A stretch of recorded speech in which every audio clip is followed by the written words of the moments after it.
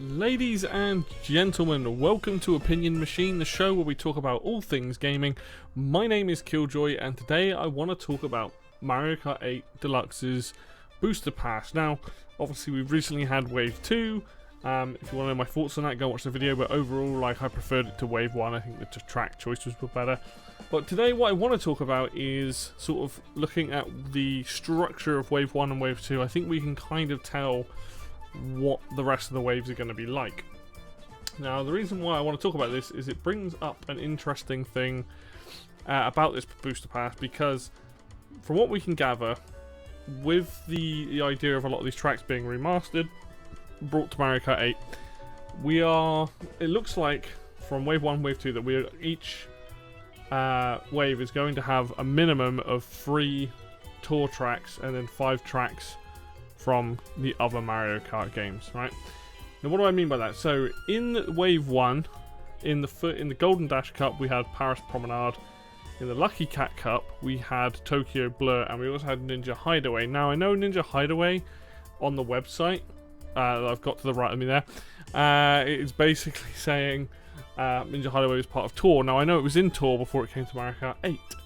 So, we know that's 3 tracks in the first pass that were from Tour, and then in Wave 2, we had New York Minute in Turnip Cup, and then in Propeller Cup, we had Sydney Sprint and Sky High Sunday.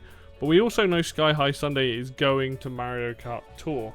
So, the reason I'm talking about this is it makes me realise that with these waves that we're getting, and even though we're getting 8 tracks, it looks like the pattern going forward is going to be 3 tour tracks taking up, those slots for each sets of cups and waves that we get, which I'm kind of not okay with. I think the reason why is because I think the tour tracks and even Sky High Sunday and not so much Ninja Hideaway, because I actually feel like that's a really well made track, but when I look at the tour tracks that we've got, as much as I like Sydney Sprint and I quite like New York Minute, the tracks feel very much like they're from a different Mario Kart game, in terms of most of the other Mario Kart tracks that get remastered at least feel like they fit into 8 quite well. Toad Circuit, a level that, didn't really need to be in the game, at least feels like it has the same as many of the sort of starter tracks like Luigi Circuit and Mario Circuit and stuff like that. Like, they have that feel to them that makes them kind of fit in the game. But the problem with the tour tracks is they're very wide, there's not a lot going on. And even if we are, racing around the tracks in different angles and different things, they just don't have that same pizzazz that Mario Kart tracks are known for. So if we just look at the track selection that we have so far, right? So with Golden Dash Cup, we had Paris Promenade, Toad Circuit, Choco Mountain, and Coconut Mall. Well, Choco Mountain and Coconut Mall are very well loved tracks, so those were obviously welcome additions. And then on top of that, Lucky Cat Cup, we had Tokyo Blur, Shroom Ridge, Sky Garden, Ninja Hideaway. Now, Shroom Ridge is a track that I really like. Sky Garden is apparently a level that's quite well loved, and then Ninja Hideaway is probably the best new Mario Kart track I've ever played on, because it was genuinely difficult and still a hard track. But if you take those 3 tour tracks out, and that leaves us with 5 tracks left. We've got a 3DS track, an N64, a Wii, a DS, and a Game Boy Advance. So we've got a nice selection from the games. But it means that any of that last track that was in Lucky Cat Cup being Ninja Hideaway, in this instance, Ninja Hideaway was a good choice. When we look at the second set, and we had New York Minute and Sydney Sprint, which were better versions of tour tracks, they were much better than the other 2. We also got Sky High Sunday, which is a level that just very average. And I think I honestly kind of wished that it was just the 2 tour tracks, and that Sky High Sunday and even Ninja Hideaway were from older games.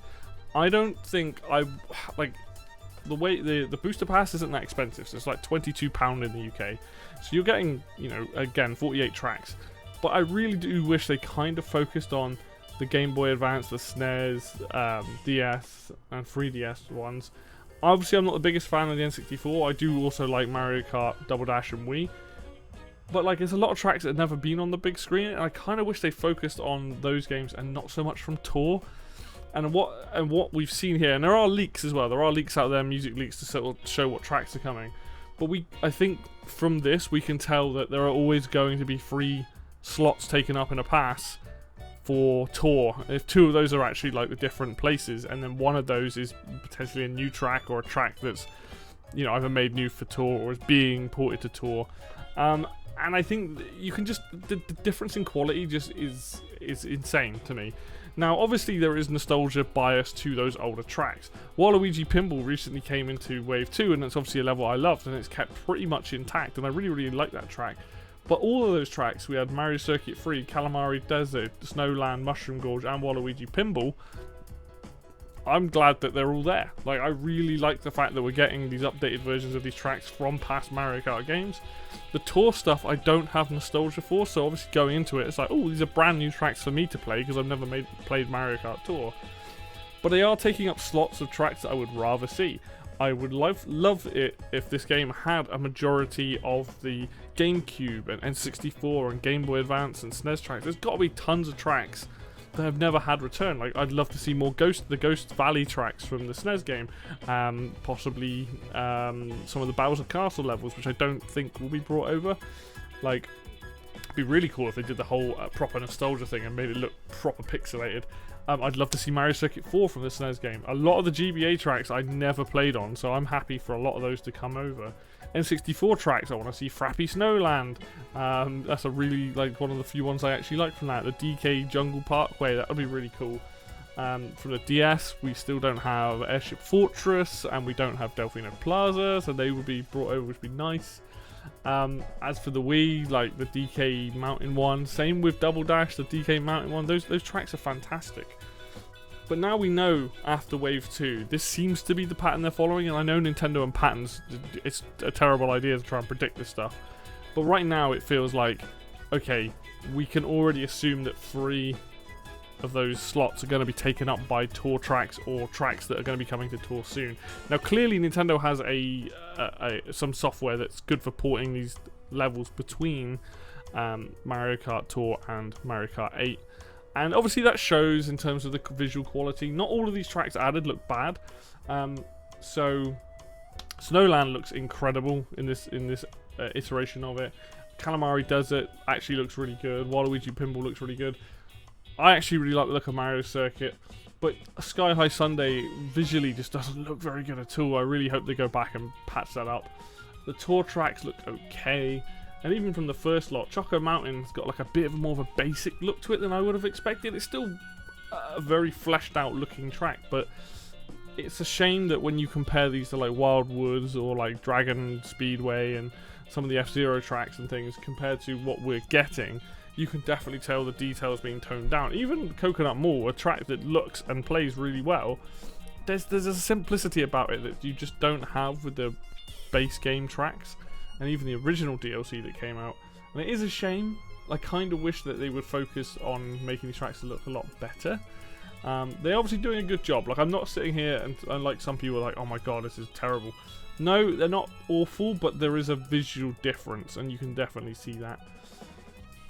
And I guess I'm a little bit frustrated that I don't necessarily want so much of the tour stuff, and they're really focusing on that because, again, it's, you know, to them it's new tracks that a lot of people haven't played. Tour's doing really well for them, and I'm just like, nah. Like, well, I want to see more tracks that have never been made or never had like updated ones. There's got to be tons of tracks like that still left. There's definitely a lot from the SNES, but you know, going forward, if I do any predictions, you know, it'll always be, well, there's 3 tour slots, so I'm only going to predict 5 tracks, because they're likely going to be like the London track, the Amsterdam track, and anything that they've specifically made for tour.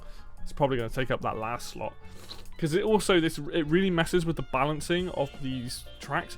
So when you play Mario Kart and you go from left to right on the screen, you start with the easier cups and you get to the harder ones. Even if you look at the Wave 1 and Wave 2, so Paris Promenade, I would say, you know, that and Toad Circuit, you could switch them around, fine, whatever. And then Choco Mountain, Coconut Mall. So that Golden Dash Cup kind of gets harder as it goes along, roughly. But you could switch Paris and Toad Circuit. I think they're both about as hard as each other. And then when you get to Lucky Cat Cup, you then get Tokyo Blur, which is just kind of a bit of a boring one. Shroom Ridge, Sky Garden, Ninja Hideaway. Maybe in that instance, maybe that's right as well. But I really noticed it in Wave 2, where you have New York Minute and then Mario Circuit 3 and then Calamari Desert. Calamari Desert is much easier to play on than Mario Circuit 3. Mario Circuit 3 has some seriously tight bends, and I think in that case I would have switched those around. And same with Sydney Sprint and Snowland. I would have put Snowland before Sydney Sprint. I think Snowland's a bit easier of a track. Sydney Sprint's bonkers, like where you go from it, and you know, I mean, it's just weird balancing, and I feel like that's going to be the problem going forward. If they add a Rainbow Road into one of these, and yeah, it'll probably be like the last level, but when you start adding in some of this, like, you know, Waluigi Stadium, Wario Coliseum, Dino Jungle, you know, the DK Alpine level from the 3DS or the Wii one. Once you start adding in some of these, you're going to really start to notice like some of the balancing issues I think is going to come, because I don't think any of these tour tracks are going to be particularly hard, because apart from Ninja Hideaway, all the other ones are fairly straightforward. Sydney Sprint, to be fair, is a well-designed track, and it has a lot of twists and turns, but it's not hard. It's not, I mean, the hardest track probably in all of this stuff that's come out so far, well, yeah, it's got to be Ninja Hideaway, and then you're looking at Waluigi Pinball and probably Coconut Mall. You know, maybe Mario Circuit 3 because there are some tight corners in there, but in terms of balancing, I'm very curious as to where they go with it. We'll see what happens. But overall, like, my opinion on this is that I'm really, like, I don't want to come across ungrateful. Like, I am glad that we're getting these tracks, and I think they're doing a really good job, and I think there's always going to be hits and misses with people, right? I don't like Calamari Desert, some people love it. I like Mario Circuit 3, a lot of people seem to dislike that track. But, you know, I hope that Nintendo potentially goes, maybe we should tone it down on the tour tracks. If you're going to put tour tracks in there, 2 per, like, wave is fine, but I don't really like the last, like, Sky High Sunday. I would rather that was just a different track. You know, more of a classic one. I'd rather it was 6 classic ones and 2 tour tracks. And I know that, like, because tour's weird because it came out after Mario Kart 8, and they're like, oh, we're remastering it. And it's like, eh. But overall, my thoughts and feelings are, like, I am happy with what we're getting, right? I'm not sitting here shitting on the booster pass. I think the booster pass is a great idea. I think we're getting better tracks with, you know, there's potential for many more tracks, and I'll probably do a video on stuff that I would want to see if I was making the next few waves and stuff, and I'll, you know, try and balance out between tracks that I know and don't know and things. But right now, like, it is good, but having seen wave 1 and 2 follow the same pattern with basically 3 tracks from tour kind of sucks a little bit. But I don't want to be totally ungrateful, because again, we have got some really nice versions of some of the classic tracks like Snowland, Waluigi Pinball, Mario Circuit, things like that. So overall, it's going in the right direction. It's just a shame those slots aren't being used for other games. More GameCube tracks, more Wii tracks, more N64, Game Boy Advance, DS, 3DS, all that sort of stuff. There's so many good tracks that could be ported over from DS and 3DS and Game Boy Advance especially, which I would love. So we'll see where Nintendo goes with it.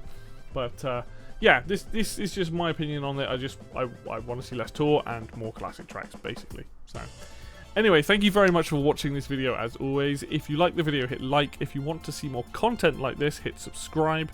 Links for Facebook and Twitter will be down below in the description. And until next video, I will see you then.